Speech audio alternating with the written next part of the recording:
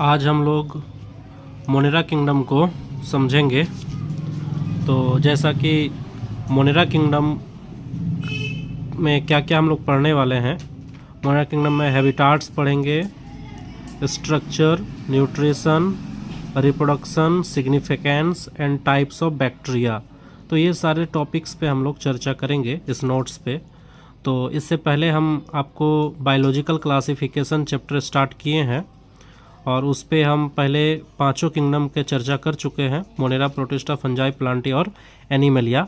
तो आज जो है हम लोग का पहला जो किंगडम है मोनेरा किंगडम, उस पे हम लोग चर्चा करेंगे। तो मोनेरा किंगडम का दूसरा नाम है माइकोटा किंगडम, यानी कि ऑल्सो कॉल्ड माइकोटा किंगडम, ठीक है। और इस पे क्या क्या एग्जाम्पल है, तो मोनेरा किंगडम के अंतर्गत बैक्टीरिया को रखा गया है BGA मतलब होता है ब्लू ग्रीन अलगी, ठीक है। तो ब्लू ग्रीन अलगी को रखा गया है, साइनोबैक्टीरिया को रखा गया है, माइकोप्लाज्मा को रखा गया है, PPLO ETC, ये सारे प्रोकैरियोट्स होते हैं, यानी कि प्रोकैरियोटिक सेल के बने हुए हैं, इसलिए सारे को प्रोकैरियोट्स कहा जाता है, ठीक है। माइकोप्लाज्मा जो है, माइकोप्लाज्मा स्मॉलेस्ट बैक्टीरिया है और इसमें एक खासियत ये है कि सेल वाल इसमें अब्सेंट होता है, ठीक है। तो सबसे पहला टॉपिक है हमारा हैबिटाट। तो हैबिटाट का अगर हम बात कर रहे हैं, हैबिटाट का मतलब होता है वास स्थान। मोनेरा के जीव कहाँ रहते हैं, तो हैबिटाट का अगर हम बात करें तो कोस्मोपोलिटेंट होता है।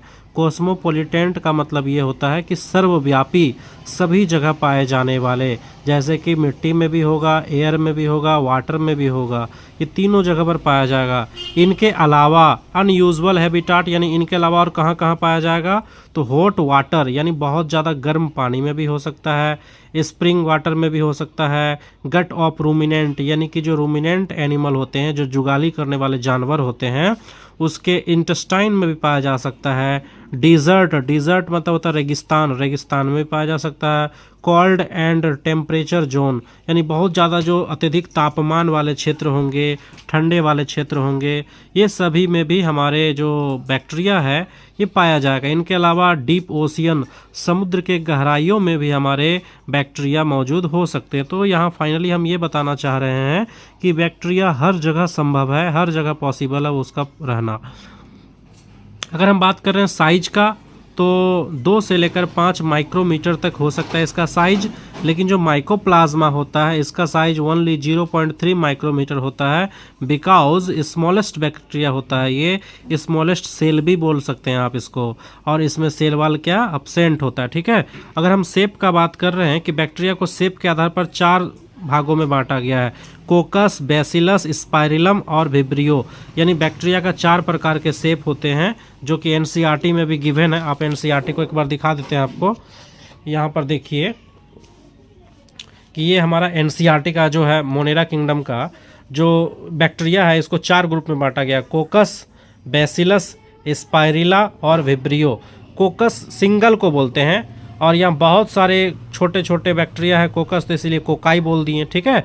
ये जो कि स्फेरिकल होता है यानी कि राउंड शेप के होते हैं, और ये है बैसिलस जो छड़नुमा होता है, रोड शेप के होते हैं, और ये बहुत सारे इसलिए बैसिलाई नाम पड़ा।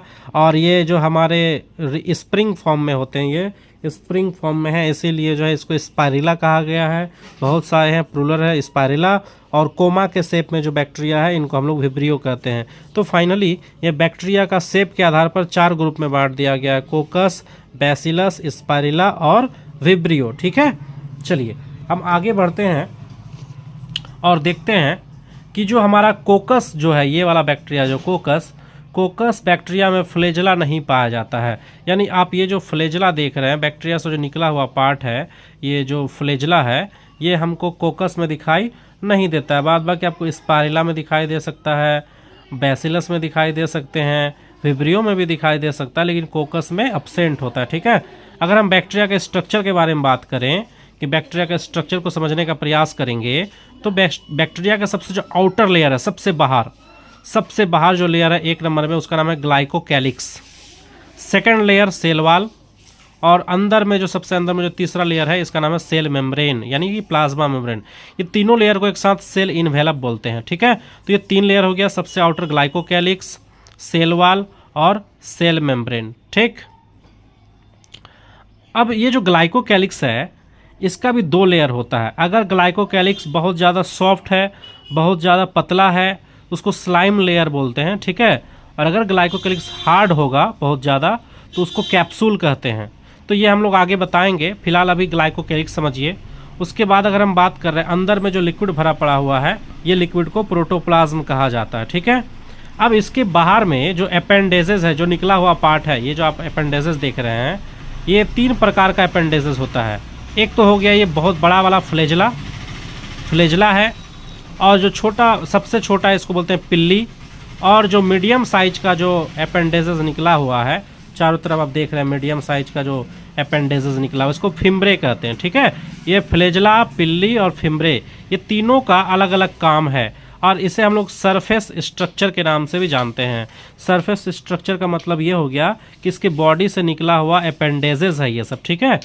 और इसके अंदर पे अगर हम बात करें, अंदर पे इंक्लूजन बॉडी होता है। इंक्लूजन बॉडी का मतलब हुआ कि इसमें जो है स्टोरेज बॉडी रहता है, इसमें कुछ जमा रहता है भोजन के रूप में, और इसमें भोजन के रूप में ग्लाइकोजन भी जमा होते हैं। इसमें राइबोसोम प्रेजेंट होता है, और 70S टाइप का राइबोसोम प्रेजेंट होता है। इसमें डीएनए पाया जाता है, और कैसा डीएनए होगा? सर्कुलर डीएनए होगा, ठीक है। और इसके डीएनए को प्लाज्मिड भी कहा जाता है। वही प्लाज्मिड जो है, प्लाज्मिड एक प्रकार का सर्कुलर डीएनए ही है, ठीक है। बैक्टीरिया के अंदर एक और डीएनए होता है जिसे हम लोग न्यूक्लियोइड कहते हैं, या इसको नेकेड डीएनए कहा जाता है। यानी कि बैक्टीरिया के अंदर 2 प्रकार का डीएनए देखने को मिला, एक नेकेड डीएनए है और दूसरा सर्कुलर डीएनए है। नेकेड डीएनए को न्यूक्लियोइड कहा जाता है, सर्कुलर डीएनए को प्लाज्मिड कहा जाता है। इसके अंदर एक और माइटोकॉन्ड्रियल जैसा काम करने वाला स्ट्रक्चर जिसे हम मीजोजोम कहते हैं, ये मीजोजोम पाया जाता है, जो कि एनर्जी का फॉर्मेशन में हेल्प करता है। ये माइटोकॉन्ड्रिया का एनालॉगी ऑर्गन्स है, क्योंकि माइटोकॉन्ड्रिया जो वर्क करता है वही वर्क मीजोजोम करता है, ठीक है। मीजोजोम जो है वो प्लाज्मा मेम्ब्रेन का इनफोल्डिंग है, यानी प्लाज्मा में अंदर की तरफ फोल्ड करके जो है मीजोजोम का फॉर्मेशन करता है। तो फाइनली हम यहाँ चर्चा किए बैक्टीरिया के स्ट्रक्चर के बारे में, ठीक है। आप लोगों को शायद मेरे बात समझ में आ रहा होगा। अगर नहीं समझ में आ रहा तो आप कमेंट में आप पूछ सकते हैं जहाँ नहीं समझ में आ रहा, ठीक है। चलिए आगे हम बढ़ते हैं। आगे लिखा हुआ है कि जो हमारा पिल्ली होता है, पिल्ली स्मॉलर देन फिम्ब्रे, यानी कि पिल्ली जो है वो फिम्ब्रे से छोटा होता है, and fimbriae smaller than flagella, और फिम्ब्रे जो है वो फ्लेजला से छोटा होता है। यानी कि सबसे बड़ा फ्लेजला, फर्स्ट नंबर पे बड़ा में फ्लेजला, सेकंड नंबर पे फिम्ब्रे, और थर्ड नंबर पे जो आता है वो पिल्ली आता है, ठीक है। अगर हम बड़ा से छोटा की ओर जाए तो फ्लेजला होगा, फिम्ब्रे होगा, और देन क्या होगा? पिल्ली होगा। अगर हम छोटा से बड़ा की तरफ बात करें तो 1 नंबर पे पिल्ली होगा, दूसरे नंबर पे फिम्ब्रे होगा, तीसरे नंबर पे फ्लेजला होगा, ठीक है। चलिए आगे हम बढ़ते हैं। लिखा हुआ plasma membrane infolding for mesosome. अभी अभी आपको बताए हैं कि प्लाज्मा मेम्ब्रेन जो है इनफोल्डिंग करके वो क्या बना देते हैं? मीजोजोम का फॉर्मेशन करता है। मीजोजोम क्या है? ये माइटोकॉन्ड्रिया के जैसा वर्क करने वाला कोशिकांग है, बैक्टीरिया के अंदर का सेल ऑर्गेनेल्स है, ठीक है। मेन डीएनए जो होता है बैक्टीरिया का उसको न्यूक्लियोइड बोलते हैं, यानी कि नेकेड डीएनए कहा जाता है। नेकेड डीएनए बोलने का तात्पर्य ये है कि ये न्यूक्लियस के अंदर नहीं होता, ये प्रोटोप्लाज्म में पड़ा होता है, बिखरा पड़ा होता है प्रोटोप्लाज्म के अंदर। जो डीएनए हमारा बेसिकली जो होते हैं हम लोग के अंदर डीएनए न्यूक्लियस के अंदर पाया जाता है, ठीक है। लेकिन जो बैक्टीरिया का जो डीएनए है वो प्रोटोप्लाज्म में विदाउट न्यूक्लियस के पड़ा हुआ है, इसलिए उसको हम लोग नेकेड डीएनए कहते हैं। और इसके बॉडी में एक एक्स्ट्रा डीएनए भी पाया जाता है जिसको हम प्लाज्मिड कहते हैं, सर्कुलर डीएनए कहते हैं, एक्स्ट्रा साइटोप्लाज्मिक डीएनए कहते हैं, या फिर कभी कभी हम इसको वेक्टर भी कहते हैं। तो कई नाम है हमारे ये एक्स्ट्रा डीएनए का, ठीक है। तो 2 प्रकार का डीएनए याद रखिएगा आप लोग कि बैक्टीरिया के अंदर 2 प्रकार के डीएनए होते हैं। यहाँ राइबोसोम के बारे में पूछा जाता है कि राइबोसोम किस टाइप का राइबोसोम पाया था बैक्टीरिया में, तो आप याद कीजिएगा 70S टाइप का राइबोसोम। अभी पिछले बार बताएं हम कि 70S टाइप का राइबोसोम पाया जाता है। स्टोरेज बॉडी के रूप में इंक्लूजन बॉडी पाया जाता है, और स्टोरेज फूड के रूप में ग्लाइकोजन पाया जाता है, जो कि हमारी बॉडी के अंदर भी, हमारे सेल के अंदर भी जो फूड जमा होते हैं वो ग्लाइकोजन के फॉर्म में ही जमा होते हैं, जबकि प्लांट के अंदर में जो है वो स्टार्च के फॉर्म में जमा होता है, ठीक है। तो यहाँ तक हम लोग समझ चुके हैं। अब आगे बढ़ते हैं। जो हमारा मोनेरा किंगडम है, मोनेरा किंगडम के जो जीव बैक्टीरिया है, बैक्टीरिया को हम लोग सबसे पहले 2 भागों में बांटे हैं, ठीक है। एक का नाम है आर्की बैक्टीरिया, जिसको एंशियंट बैक्टीरिया के नाम से भी जानते हैं, यानी कि सबसे पुराना टाइप का बैक्टीरिया है। और दूसरा है हमारा यू बैक्टीरिया, जिसे हम लोग ट्रू बैक्टीरिया के नाम से भी जानते हैं, ठीक है। तो जो हमारा आर्की बैक्टीरिया है, जिसे हम एंशियंट बैक्टीरिया कहते हैं, इसे फर्दर 3 कैटेगरी में डिवाइड किया गया है। 3 कैटेगरी में कौन कौन सा कैटेगरी है? सबसे पहला कैटेगरी है मिथेनोजेन, दूसरा है थर्मोएसिडोफिल और तीसरा है हेलोफिल्स। मिथेनोजेन क्या है? मिथेनोजेन टाइप्स का बैक्टीरिया जो है present in the gut of ruminant animal. जो रूमिनेंट एनिमल होते हैं, जो जुगाली करने वाले जानवर होते हैं, जैसे गाय, बकरी वगैरह, भैंस वगैरह सब जो है, ये जो जुगाली करने वाले जानवर होते हैं, यानी कि ये पहले भोजन को खा लेता है, पेट में जमा करता है स्टोमक के अंदर, और वापस फ्री टाइम में बैठ के वापस स्टोमक से निकाल के ये फिर से चबाता है और चबाने के बाद फिर से निकलता है। तो इस तरह का जो प्रोसेस चलती है उसको रूमिनेंट एनिमल कहा जाता है। और ये जो मिथेनोजेन बैक्टीरिया है, इससे मीथेन गैस प्रोड्यूस होता है, ठीक है। कहाँ रहता है ये जानना जरूरी है। आप जानिएगा कि मिथेनोजेन बैक्टीरिया कहाँ पाया जाता है? Gut of ruminant animal. और इसका यूज़ जो होता है बहुत सारे बायोगैस फॉर्मेशन में यूज़ होता है, यानी मीथेन गैस के प्रोडक्शन में हम मिथेनोजेन बैक्टीरिया का यूज़ करते हैं, ठीक है। थर्मोएसिडोफिल बैक्टीरिया कहाँ पाए जाते हैं? थर्मो दैट मीन्स होता है टेम्परेचर, ठीक है। जो अत्यधिक टेम्परेचर वाले एरिया में पाए जाते हैं उसे थर्मोएसिडोफिल बैक्टीरिया कहते हैं, ठीक है। और इसका इस्तेमाल जो होता है यूज़ इन पीसीआर। पीसीआर का मतलब तो polymerise chain reaction. Polymerise chain reaction में डीएनए के एम्प्लीफिकेशन में जो है हमारे इस टाइप्स के बैक्टीरिया का इस्तेमाल होता है। और इसका एग्जाम्पल का अगर बात करें हम, थर्मस एक्वेटिकस नाम का एक बैक्टीरिया है। ये हीट रेसिस्टेंस होते हैं, यानी कि ये अत्यधिक तापमान को भी सहन कर सकते हैं, इसलिए इसका इस्तेमाल जो होता है वो पीसीआर में होता है, ठीक है। और एक्चुअली में इसके पास एक एंजाइम्स पाए जाते हैं, टैक पॉलीमराज नाम का एंजाइम पाया जाता है, ठीक है। तो इसीलिए थर्मस एक्वेटिकस जो है, ठीक है, टैक जो लिखा हुआ टी फॉर जो होता है हमारा थर्मस हो गया, और एक क्यू का मतलब होता है एक्वेटिकस, और इसके अंदर जो पॉलीमरेज एंजाइम है इसीलिए नाम पड़ा टैक पॉलीमरेज। तो सवाल पूछा जाता है कि जो टैक पॉलीमरेज है, ये टैक पॉलीमरेज एंजाइम कौन से बैक्टीरिया से पाया जाता है, कौन से बैक्टीरिया से प्राप्त किया जाता है? तो थर्मस एक्वेटिकस नाम के बैक्टीरिया से टैक पॉलीमरेज एंजाइम पाया जाता है। टैक पॉलीमरेज एंजाइम का कहाँ पर होता है? तो टैक पॉलीमरेज एंजाइम का जो यूज़ है वो पीसीआर में होता है, पॉलीमराइज चेन रिएक्शन में होता है, ठीक है। पीसीआर क्या है? एक डीएनए का हजारों कॉपी तैयार करना, उसका एम्प्लीफिकेशन करना, वो पीसीआर प्रोसेस कहलाता है, ठीक है। चलिए आगे हम बढ़ते हैं। आगे लिखा हुआ है हेलोफिल्स बैक्टीरिया के बारे में। हेलोफिल्स बैक्टीरिया जो है ये फाउंड इन सॉल्टी एरिया, जो नमकीन वाले क्षेत्र होते हैं जैसे कि समुद्र हो गया, सॉइल हो गया, ये सब जगह पे हमारे हेलोफिल्स बैक्टीरिया पाए जाते हैं, ठीक है। अब यहाँ पर बात कर रहे हैं कि जो हमारा यू बैक्टीरिया है, यू बैक्टीरिया में साइनोबैक्टीरिया, ब्लू ग्रीन अलगी और हेट्रोट्रोफिक बैक्टीरिया एटीसी को रखा गया, ठीक है। जो हमारे बैक्टीरिया का जो सेल वाल होता है वो बना होता है पेप्टिडोग्लाइकेंस का, और फादर ऑफ बैक्टीरियोलॉजी यानी बैक्टीरियोलॉजी का जो फादर है एंटोनी वॉन ल्यूवेनहॉक है, और जो बैक्टीरिया का जो खोज किया है एंटोनी वॉन ल्यूवेनहॉक वो 1676 ईस्वी में किया था। और हम जानते हैं कि जो जीवित कोशिका है, लिविंग सेल है, सबसे पहले 1676 ईस्वी में एंटोनी वॉन ल्यूवेनहॉक ने खोज किया था, और जो वो जीवित कोशिका क्या था? एक बैक्टीरिया था, ठीक है। चलिए हम आगे बढ़ते हैं। अब हम बात करते हैं अगले टॉपिक की ओर, और हमारा अगला टॉपिक है रिप्रोडक्शन का। रिप्रोडक्शन क्या होता है कि बैक्टीरिया के अंदर हमको बेसिकली 2 प्रकार के रिप्रोडक्शन देखने को मिलता है। एक होता है एसेक्सुअल रिप्रोडक्शन और दूसरा होता है सेक्सुअल रिप्रोडक्शन। एसेक्सुअल रिप्रोडक्शन जो होते हैं उसमें से भी बाइनरी फिजन नाम का रिप्रोडक्शन होता है। बाइनरी फिजन में क्या होता है? बाई मतलब 2 होता है, फिजन मतलब बंटना होता है। जब कोई बैक्टीरिया डिवाइड करके 2 नए बैक्टीरिया में बन जाए, 2 नया बैक्टीरिया का ओरिजिनेट करे, तो उसको बाइनरी फिजन कहते हैं, ठीक है। और बाइनरी फिजन में भी कैसा बाइनरी फिजन? तो बोलेंगे ऑब्लिक बाइनरी फिजन होता है इसमें बैक्टीरिया के अंदर में, ठीक है। तो याद रखेंगे कि बैक्टीरिया के अंदर जो एसेक्सुअल रिप्रोडक्शन होगा वो ऑब्लिक बाइनरी फिजन के द्वारा होता है। अब हम सेक्सुअल रिप्रोडक्शन पर चर्चा कर रहे हैं। सेक्सुअल रिप्रोडक्शन बैक्टीरिया के अंदर 3 टाइप्स के पाए जाते हैं। एक होता है कंजुगेशन, दूसरा ट्रांसडक्शन, तीसरा ट्रांसफॉर्मेशन।